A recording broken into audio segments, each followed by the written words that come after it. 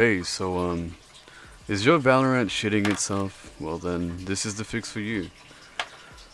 So, if your screens just randomly turn black and, like, your computer just decides to shit itself after a while, every time you alt-tab, this is the solution for you. Go to settings, go to fucking video, general, and limit your FPS.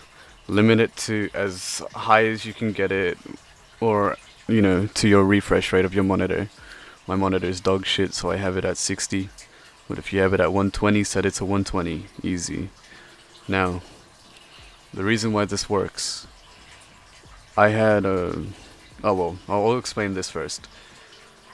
Your GPU will work harder to render those extra frames that you're never going to see, depending on your GPU. This crash will happen if you have a higher end GPU, or like a stronger GPU, I suppose. It renders too many frames, and then it overloads your CPU. Your CPU decides to kill itself, so your computer decides to kill itself. That's the easy explanation. I proved this by installing a GTX 1050 Ti into my PC. I ran it with an unlocked frame rate, and I was getting around 100, 200 at max frames per second at low settings. So it was sitting at that, and it wasn't killing itself. It was fine.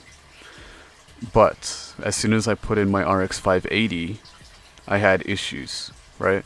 Don't blame it on Wattman, don't blame it on drivers, even though the drivers are usually the issue. In this case, it was just the GPU rendering too many frames and your CPU not being able to catch up, right? I have a Ryzen 5 3600 for my CPU. Even that wasn't able to keep up. So keep that in mind. Always try to limit your frame rate if you're playing Valorant. I know it sounds fucking stupid, but realistically, you're not gonna miss those 300 extra frames. You're not gonna be able to see them, so there's no point not limiting your FPS. You get better thermals, you get better performance, your computer doesn't shit itself as well. Hopefully this helps, and yeah.